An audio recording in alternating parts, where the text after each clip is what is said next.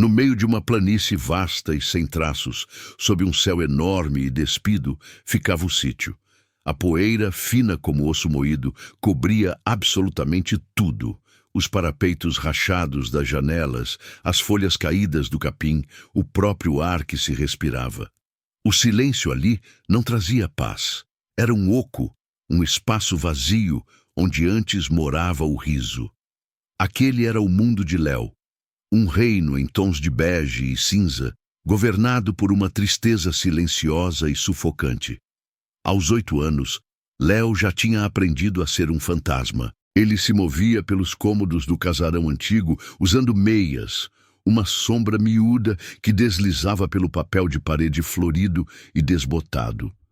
Descobriu que as tábuas do assoalho só rangiam se ele soltasse todo o peso do corpo, então passou a andar na ponta dos pés.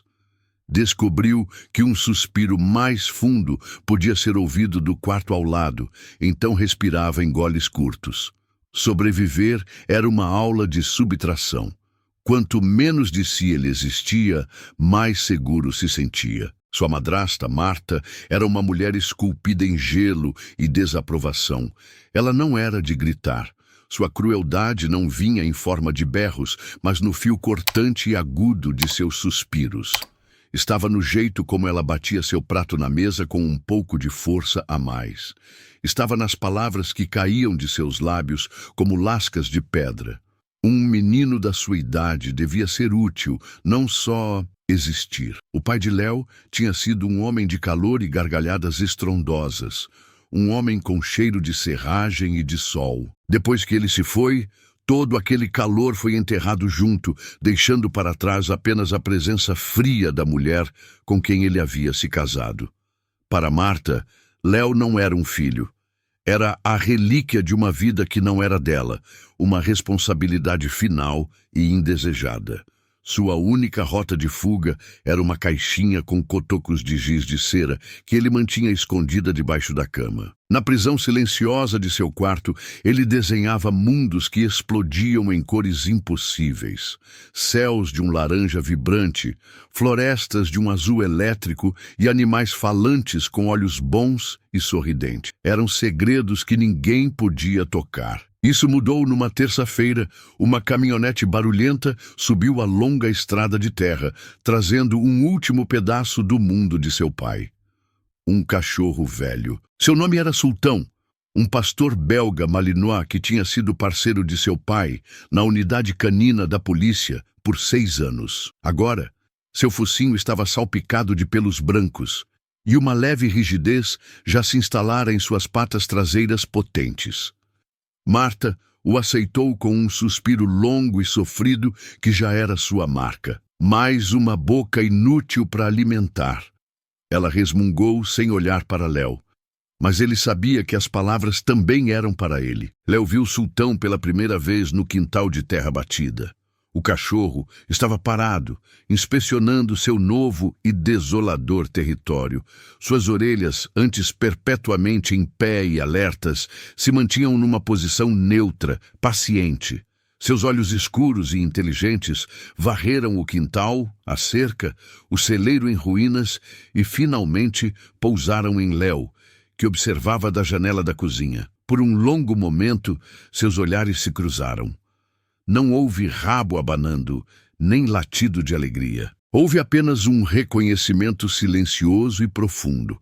Era o encontro de 2 almas solitárias, 2 seres que tinham perdido seu propósito e agora vagavam à deriva num mundo que já não parecia um lar. Mas no olhar sereno do velho cão, pela primeira vez em muito, muito tempo, Léo sentiu algo que ele havia enterrado fundo. Sentiu-se notado.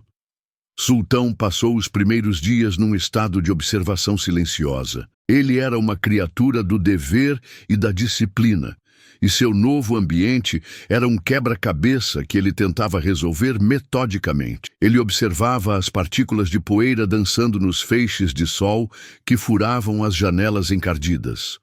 Observava o jeito como Marta se movia pela casa, um turbilhão de gestos bruscos e ressentimento contido. Mas, acima de tudo, ele observava Léo. Ele via o menino se encolher quando Marta entrava num cômodo. Via como os ombros de Léo se curvavam, fazendo-o parecer ainda menor do que já era. Via o jeito como Léo prendia a respiração até que a madrasta tivesse passado por ele. Sultão, um cão treinado para detectar os sinais mais sutis de medo, engano e perigo, reconheceu o cheiro do terror profundo que se agarrava ao menino como uma segunda pele.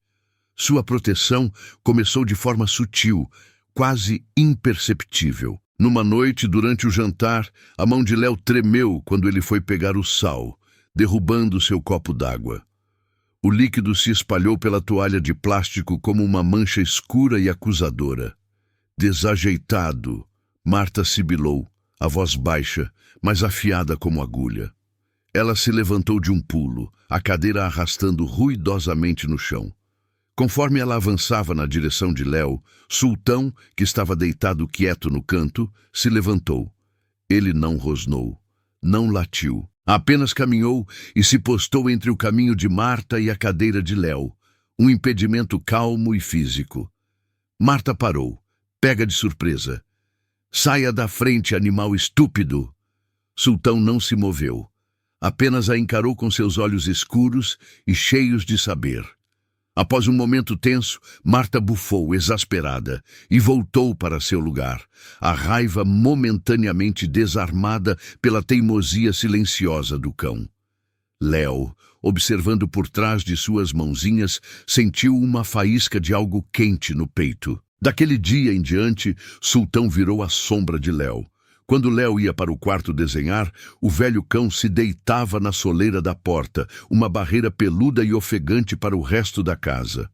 Quando Léo precisava ir à casinha lá fora depois de escurecer, Sultão caminhava ao seu lado, uma escolta silenciosa na escuridão opressiva.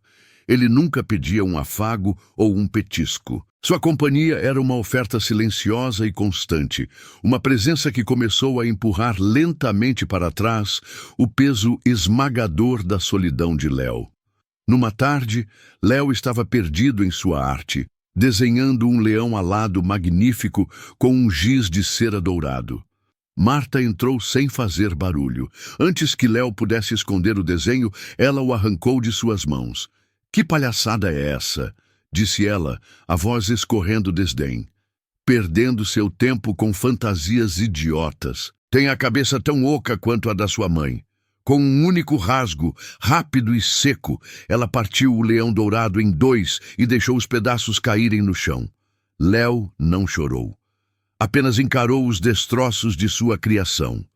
Depois que Marta saiu do quarto, ele sentiu um nariz úmido cutucar sua mão. Sultão tinha se aproximado e empurrava gentilmente um dos pedaços de papel rasgado em sua direção com o focinho. Em seguida, deitou a cabeça no joelho de Léo e olhou para cima, como se dissesse: "Eu vi, eu sei o que isso significava para você. A aliança estava selada." Mas Marta também percebeu. Ela viu o jeito como o menino tinha começado a andar de cabeça um pouco mais erguida quando o cachorro estava por perto. Ela viu o jeito como o cachorro observava cada movimento seu.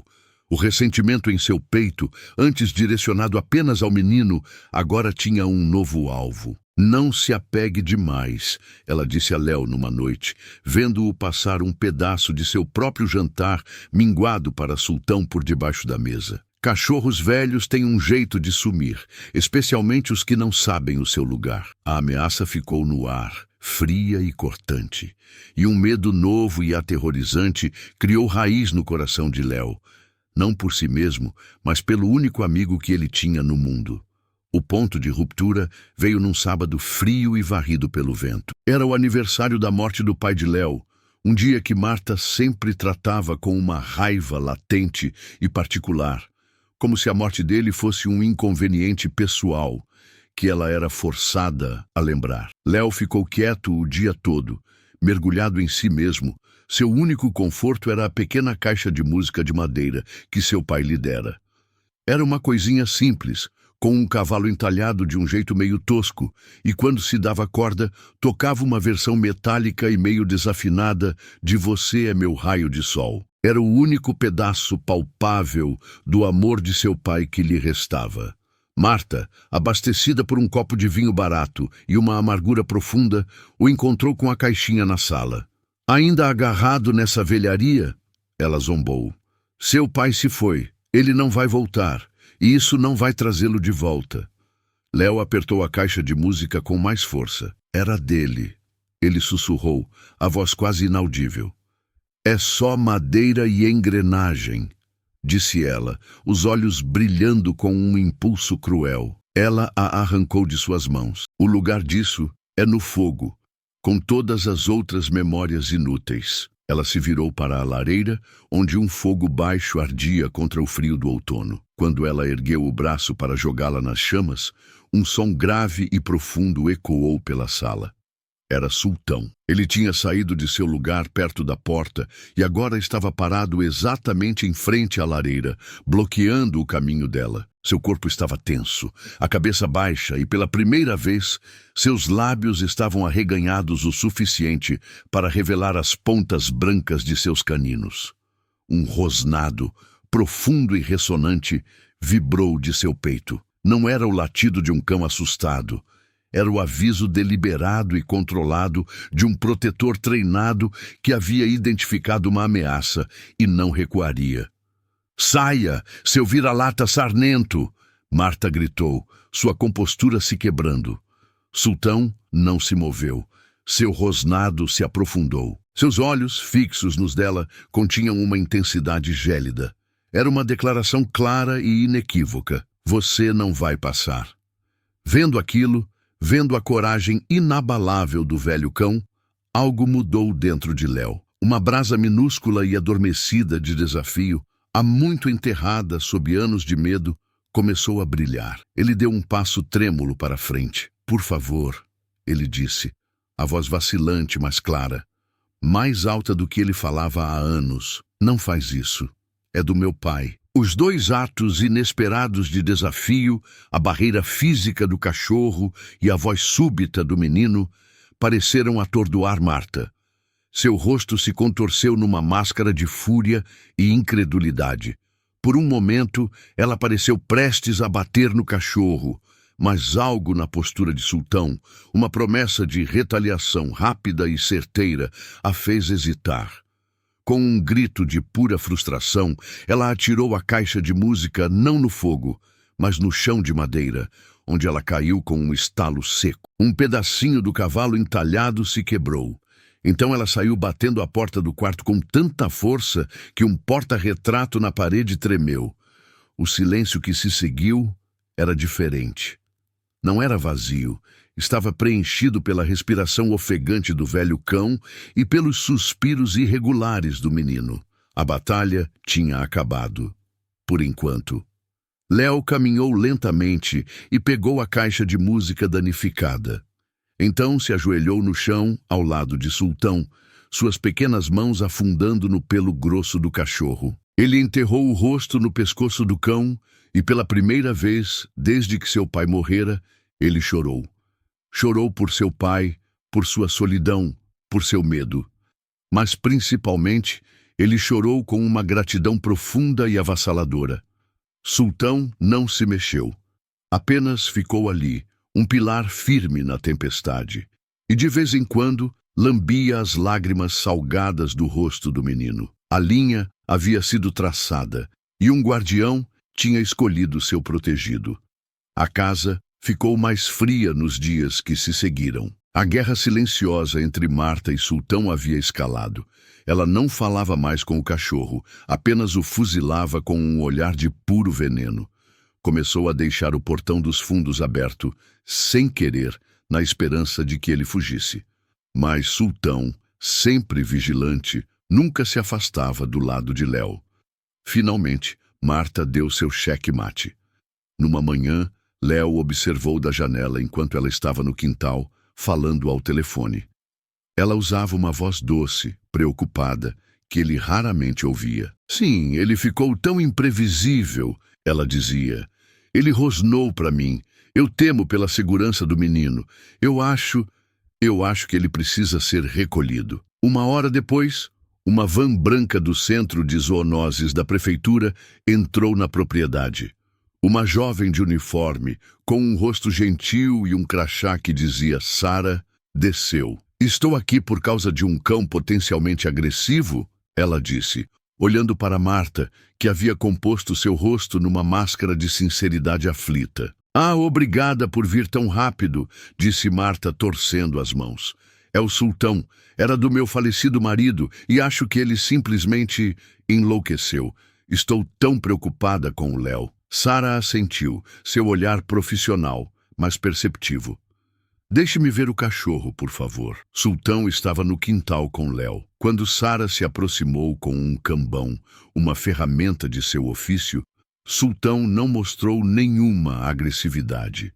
Em vez disso, ele fez algo que fez Sara parar. Ele caminhou calmamente até Léo, sentou-se ao lado do menino e gentilmente cutucou sua mão, olhando para ele com olhos suaves e tranquilizadores. Sara abaixou o cambão. Ela já tinha visto cães agressivos. Aquele não era um deles. Aquele era um cão cumprindo um dever. Posso falar com seu filho por um instante? Ela perguntou a Marta. Ele é meu enteado. Marta corrigiu a voz tensa. E ele é muito tímido, quase não fala. Tudo bem, disse Sara, seu olhar sem se desviar do menino e do cão. Eu gostaria de tentar mesmo assim. Relutantemente, Marta permitiu. Sara se ajoelhou no quintal empoeirado, não muito perto de Léo. Ela não perguntou sobre Sultão ou sobre ter medo. Ela apontou para uma mancha de giz de cera azul no dedo de Léo. O que você gosta de desenhar? Ela perguntou gentilmente. Léo olhou para Sultão, que deu um auf suave de encorajamento. Hesitante, Léo a levou até seu quarto. Ele se ajoelhou ao lado da cama e puxou a caixa de papelão gasta. Não disse nada, apenas abriu a tampa.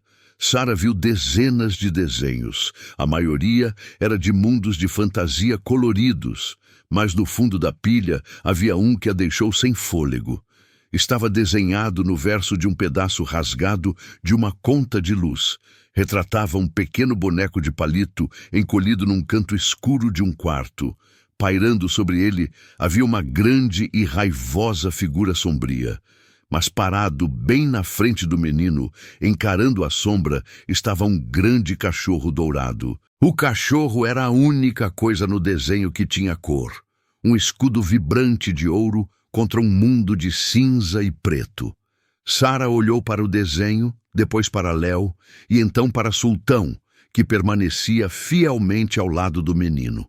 Ela entendeu tudo. Ela voltou para fora, sua expressão agora firme. Senhora, disse ela a Marta, o comportamento do Sultão não é agressivo, é protetor. Eu tenho algumas preocupações sérias, mas não são sobre o cachorro. Ela pegou seu próprio celular. Enquanto o rosto de Marta empalidecia, Sara fez uma ligação, sua voz baixa, mas clara. Alô, é a Sara do Centro de Zoonoses. Estou na propriedade dos Miller. Preciso de um supervisor e de um representante do Conselho Tutelar aqui. Imediatamente. A guerra silenciosa terminara. O resgate havia começado. Enquanto Léo observava a cena se desenrolar de sua janela, ele se abaixou e abraçou o pescoço de Sultão. Ele não estava saindo com uma mala cheia de roupas ou brinquedos. Estava saindo com seus desenhos e com seu guardião. Ele não olhou para trás, para o sítio, apenas para frente, para a van branca que representava um mundo além da poeira e do silêncio. A cura não foi um único evento, mas um amanhecer lento e silencioso. Léo e Sultão foram colocados num lar temporário, uma casa pequena e alegre com um gramado verde administrada por Sara, a agente do Centro de Zoonoses, que tinha uma licença especial para acolhimentos de emergência. O ar na casa dela cheirava a canela e sabão em pó, um contraste gritante com a poeira e o mofo do sítio. O silêncio aqui também era diferente. Era uma quietude confortável e pacífica, preenchida pelo tic-tac suave de um relógio e pelo ronco macio de Sultão dormindo aos pés da nova cama de Léo. Léo ainda era um menino quieto, Os fantasmas das palavras de Marta, de sua presença fria, não desapareceram da noite para o dia. Mas o peso constante e esmagador em seus ombros começou a se aliviar, milímetro por milímetro. Ele começou a andar de cabeça erguida, não mais examinando o chão em busca de tábuas rangentes. Começou a desenhar na mesa da cozinha, deixando suas criações à mostra em vez de escondê-las debaixo da cama. Numa tarde, Sara sentou-se com ele enquanto ele rabiscava. Ele estava desenhando a imagem de um campo vasto e aberto sob um céu azul brilhante. No meio dele, um menino e um cachorro caminhavam lado a lado. Não havia muros, nem sombras, nem figuras ameaçadoras. Que lugar bonito, disse Sara baixinho. Léo olhou para seu desenho, depois para Sultão, e pela primeira vez tentou explicar o mundo dentro de sua cabeça. É o lugar quieto, disse ele, a voz pouco mais que um sussurro. É onde dá para ouvir a gente mesmo pensando. Foi o Sultão que me mostrou. A história de Sultão, o guardião silencioso, foi uma história discreta. Não houve um ato único e dramático de resgate de um prédio em chamas ou de um rio furioso. Seu heroísmo foi costurado por 1000 pequenos momentos invisíveis. Estava no jeito como ele se postava como um escudo, no jeito como ele cutucava um desenho rasgado, no jeito como ele se recusava a sair do lado do menino. Ele não salvou Léo de uma morte física, mas de uma espiritual. Ele montou guarda sobre a alma vacilante do menino, até que outra pessoa finalmente conseguiu ver a luz. No fim das contas, são essas batalhas silenciosas que muitas vezes nos definem. O mundo está cheio de barulho, de exigências altas e de julgamentos duros. Mas, às vezes, tudo o que precisamos é de um guardião do silêncio. Um amigo leal que simplesmente fica, que permanece conosco na escuridão e cuja presença firme nos lembra que não somos invisíveis, que não somos um fardo e que somos dignos de sermos vistos. A verdadeira força nem sempre está no rugido. Às vezes, ela está no batimento cardíaco silencioso e inabalável de um amigo que se recusa a deixar você enfrentar o mundo sozinho.